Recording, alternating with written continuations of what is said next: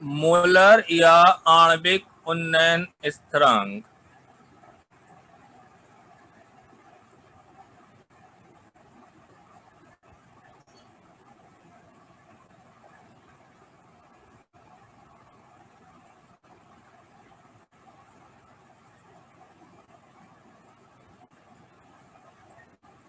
Molar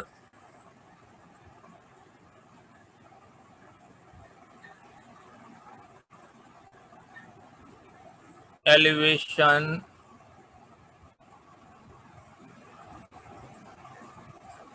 constant.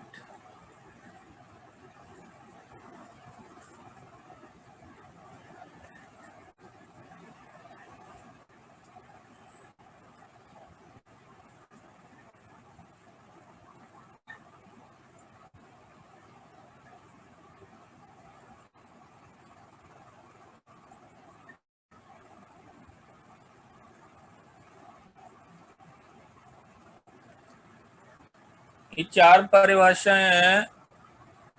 Molar elevation constant, molar या आणविक उन्नयन स्थिरांक, मोलल उन्नयन स्थिरांक, मोलर या आणविक अवनमन स्थिरांक और मोलल अवनमन स्थिरांक।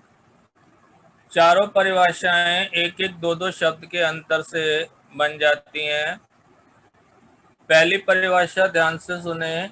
यदि किसी विलायक के 100 ग्राम में वैद्युत अनवघट्य का 1 ग्राम अणुभार घुला है तो उसके क्वथनांक में जो उन्नयन यानी बढ़ोतरी होती है उसे हम मोलर या आणविक उन्नयन स्थिरांक कहते हैं।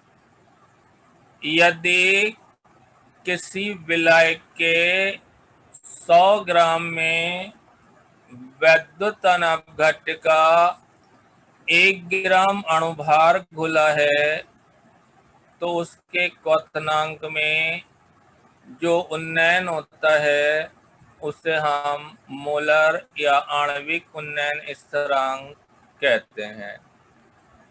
अब अगर ये हम मोलर की जगह मोलल कर दें तो फॉर्मूले में केवल 100 की जगह 1000 हो जाता है। 1000 into KV into small W upon delta T into capital W. वही परिभाषा में अंतर आएगा कि यदि किसी विलायक के 100 की जगह 1000 ग्राम में वैद्युत अनवघट्य का 1 ग्राम अणुभार घुला है तो उसके क्वथनांक में जो उन्नयन होता है उसे हम मोलल उन्नयन स्थिरांक कहते हैं।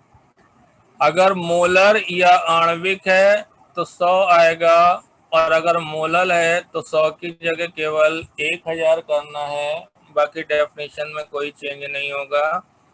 तो यदि किसी विलायक के 100 ग्राम में वैद्युत अनवघट्य का 1 ग्राम अणुभार घुला है तो उसके क्वथनांक में जो उन्नयन होता है उसे मोलर उन्नयन स्थिरांक, मोलर एलिवेशन कांस्टेंट कहते हैं। और यदि किसी विलायक के 1000 ग्राम में वैद्युत अनवघट्य का 1 ग्राम अणुभार घुला है तो उसके क्वथनांक में जो उन्नयन होता है उसे हम मोलल उन्नयन स्थिरांक कहते हैं।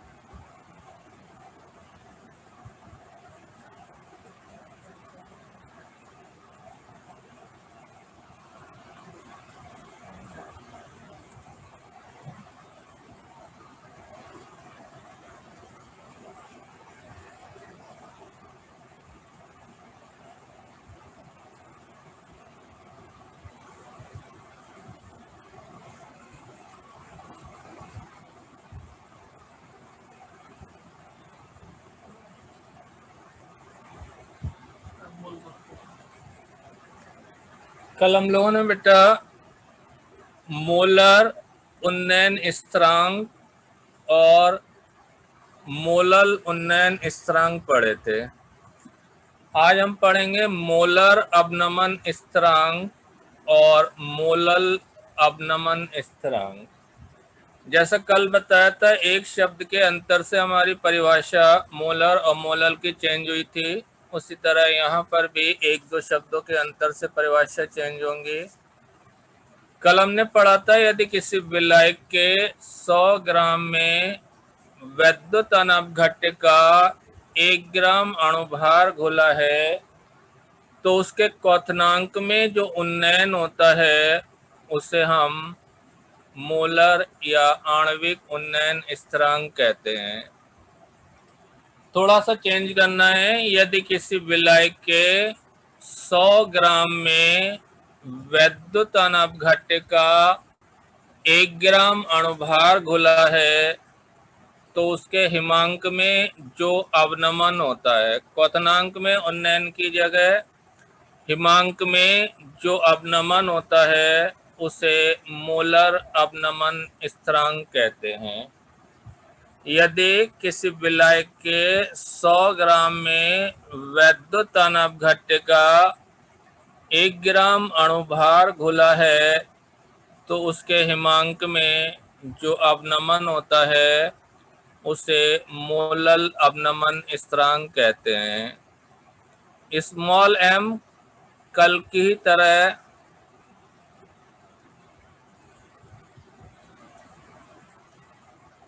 विलय का अणुभार है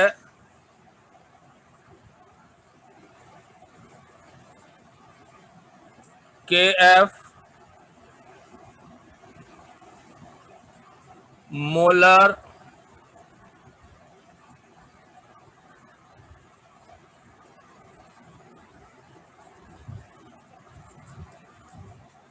अवनमन स्थिरांक है स्मॉल w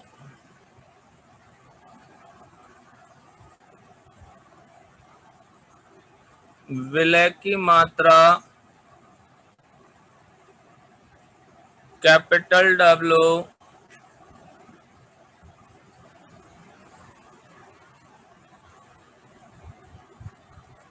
विलायक की मात्रा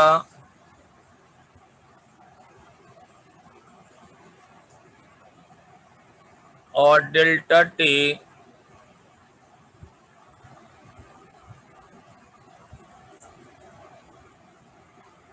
हिमांक में अवनमन। तो यदि किसी विलायक के 100 ग्राम में वैद्युत अनवघट्य का 1 ग्राम अणुभार घुला है तो उसके हिमांक में जो अवनमन होता है उसे मोलर अवनमन स्थिरांक कहते हैं। लिखिएगा, देखो, यदि किसी विलायक के, ठीक है, तो मोलल अवनमन स्थिरांक लिखो। देखिए 100 की जगह 1000 कर दिया है, बाकी वही रहेगा।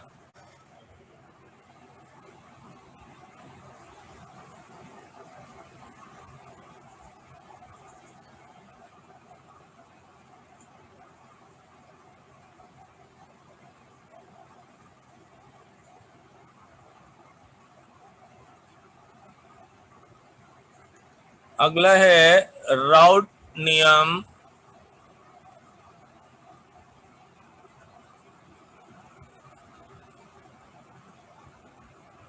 Routes law. सर राउट की स्पेलिंग क्या है इंग्लिश में? RAOULTS, राउट्स लॉ या राउट नियम, LAW।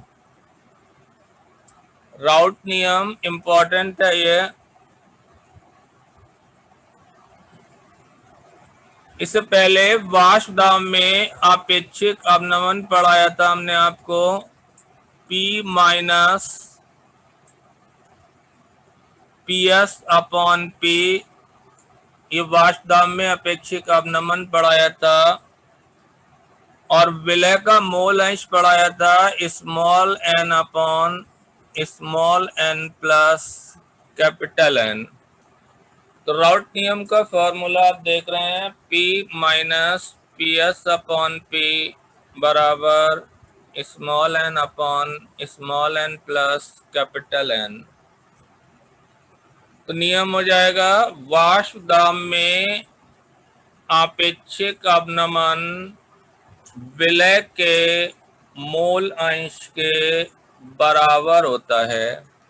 P minus P S upon P वाष्प दाब में अपेक्षिक अवनमन है, N upon N plus N विलय का मोल अंश है। तो राउट नियम का फॉर्मूला बनता है P minus P S upon P is equal to N upon small n plus capital N। तो वाष्प दाब में आपेक्षिक अवनमन विलय के मोल अंश के बराबर होता है।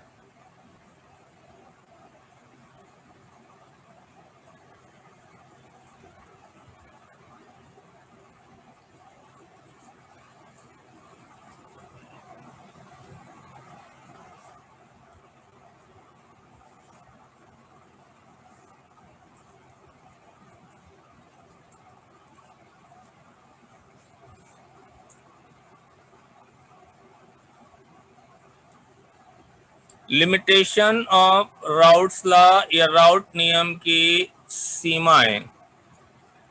राउट नियम तनु विलयनों के लिए होता है।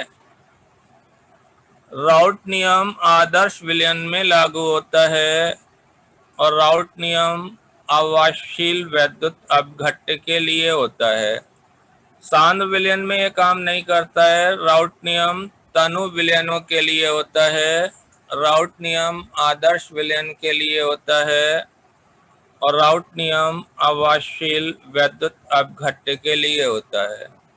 जब भी क्वेश्चन पूछा जाता है तो राउट नियम और उसकी सीमाएं दोनों पूछी जाती हैं।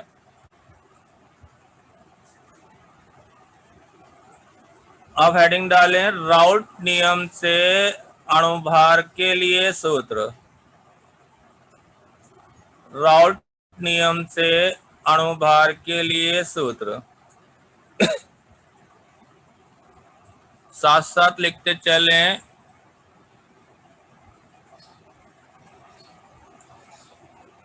यदि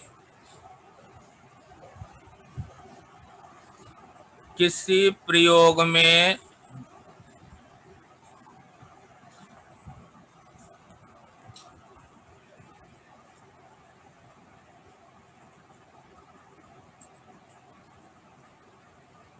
विलय की मात्रा small w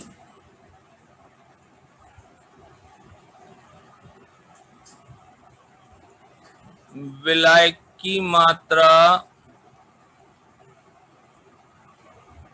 capital W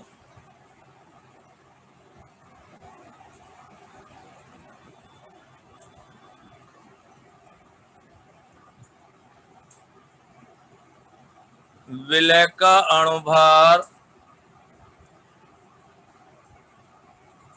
small m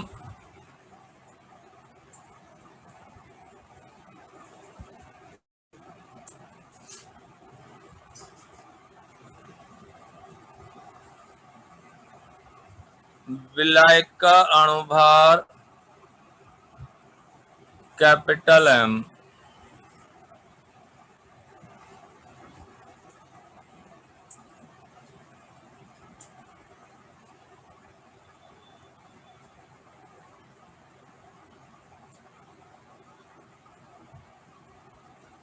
राउट नियम अनुसार अभी बताया था P minus P S upon P बराबर small n upon small n plus capital N।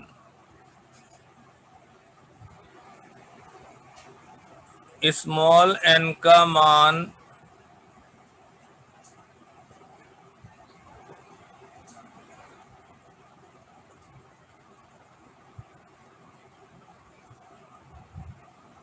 तनु विलयन के लिए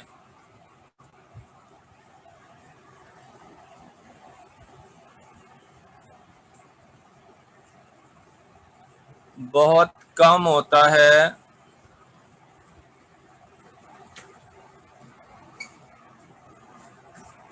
अतः फॉर्मूला बन जाएगा हमारा P minus P S upon P is equal to small N upon small N upon capital N.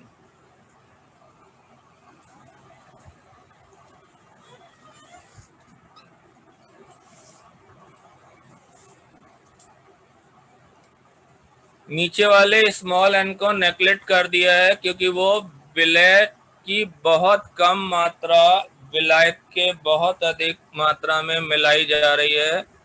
ऊपर वाला एन जो है वो विलय की मात्रा है, इसलिए उसे हम नेग्लेक्ट नहीं कर सकते हैं। नीचे वाला स्मॉल एन विलायक की बहुत बड़ी मात्रा में मिलाया जा रहा था, इसलिए उस एन को हमने नेग्लेक्ट कर दिया। जैसे 10 लीटर पानी में अगर हम 5 ग्राम नमक या चीनी मिलाएं तो उसका कोई अस्तित्व नहीं है, इसलिए नीचे वाले एन को नेग्लेक्ट कर दिया है। अब स्मॉल एन यहाँ पर क्या चीज है? विलय के ग्राम अणु यानी मोल है। मोल बराबर होता है भार अपॉन अणुभार। तो फॉर्मूला क्या बनेगा? P minus P S upon P. भार था स्मॉल w, अणुभार था स्मॉल m। इस तरह नीचे का भार था कैपिटल W और अणुभार था कैपिटल M। तो फॉर्मूला क्या बना? P minus P S upon P बराबर स्मॉल w कैपिटल M और कैपिटल W स्मॉल m। ये राउट नियम से अणुभार के लिए सूत्र प्रूव करने को आता है। यह राउट नियम के साथ साथ पूछा जाता है। एक बार शुरू से हम लोग देख लेते हैं। यदि किसी प्रयोग में विलय की मात्रा स्मॉल w, विलायक की मात्रा कैपिटल W, विलय का अणुभार स्मॉल m, विलायक का अणुभार कैपिटल M, तो राउट नियम अभी हम लोगों ने पढ़ा था बेटा। P minus P S upon P is equal to small N upon small N plus capital N. Small n का मान तनु विलयन के लिए बहुत कम होता है, इसलिए नीचे वाले इस एन को हम नेग्लेक्ट कर देते हैं। तो फॉर्मूला बनता है P minus P S upon P is equal to small N upon capital N. Small n विलय के ग्राम अणुओं की संख्या, कैपिटल एन विलायक के ग्राम अणुओं की संख्या। ग्राम अणु या मोल बराबर होता है भार अपॉन अणुभार। तो फॉर्मूला बना P minus P S upon P small w upon small m capital W upon capital M। Finally formula आया है P minus P S upon P small w capital M capital W small m।